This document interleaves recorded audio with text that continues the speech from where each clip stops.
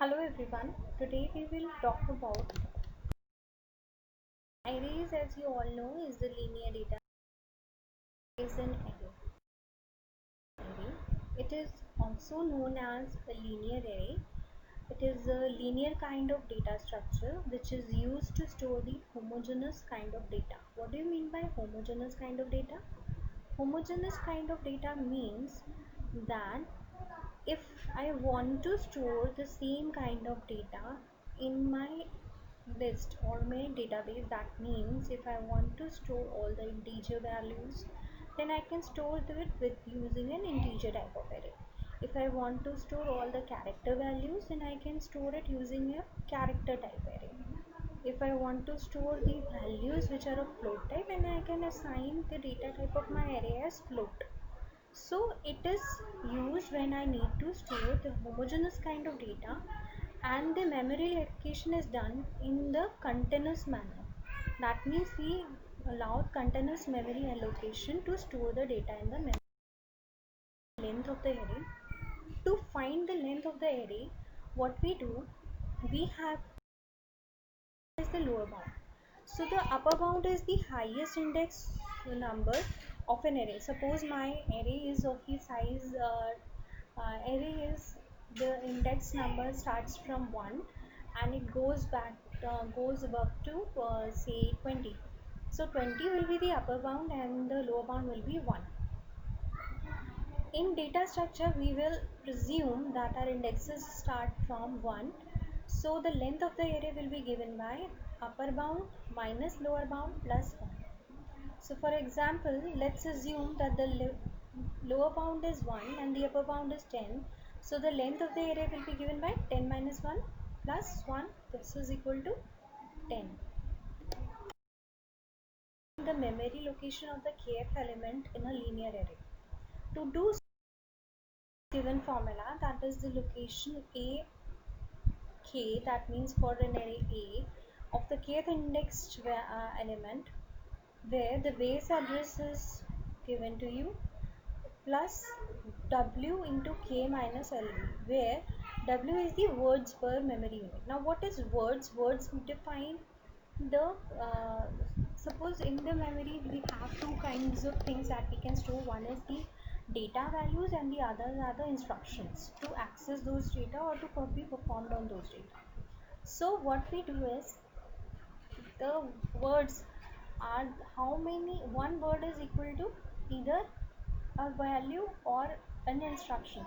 So in one memory unit, if I can store 4 words, that means I can store either 4 data values or 4 instructions, or a combination of instructions in words. So using this formula I can identify this. So suppose if I want to find the location, memory location of a data element with index number 1965, where the base address begins at 200, this can be found by using this given formula as seen in the example. That can be performed on a linear array. We all know there are multiple operations that can be performed on any of the data. Traversal means that we are visiting each and every element at least once. Sorry, exactly once. So for doing that, I'll write a pseudocode. The very first step will be to initialize the counter k equal to 1. Then I'll repeat the steps 3 and 4 for k less than equal to the upper bound and apply the procedure to linear k. That means I'll visit the current element. Then once I have visited the current element, I will simply increment the counter by 1, and then I'll exit the loop of step 2, and which will exit the algorithm. Insertion. How insertion happens in a linear array. Let's suppose insert algorithm has a linear array as an input. The n is the length of the linear array, k is the location where I need to put the element, and item is the data value which needs to be inserted. So firstly I'll initialize the variable k to lower bound, this is the counter, and then as we were doing in the traversal, I'll repeat the steps 3 and 4 for the values until and unless I'll read the position k which is less than j. So I'll set let linear array j plus 1 equals to linear array ka j. That means I'm putting the previous value to the next previous index position value to the next index value. What I'm trying to do is I'm creating a vacant space. For doing so, I'll have to just shift the values downward. So this happens, and this continues by decrementing the values from j equals to j minus 1. This will continue till the loop of the first step ends, and then the end of the step 2 loop, and then we will simply insert the value at the given position, and once we have inserted the value, we will increment the total number of elements which are present, then I'll exit. To delete the element, I'll simply put linear array के kth element को, if I want to delete, I'll put it in the variable item, and then I'll repeat for j equals to k to n minus 1. Here what I am trying to do is, in the previous location I am just putting the value of the next index position, and then I'll end the loop of step 2. Then once the deletion has been done, I have deleted one element, so I will simply reduce the size of the array by 1, and then I'll exit the algorithm. The value of the deleted element needs to be stored in the item, just because for the sake it can be stored at some other location, which allows us to print the value so that it has been deleted at some point in time if needed. Searching.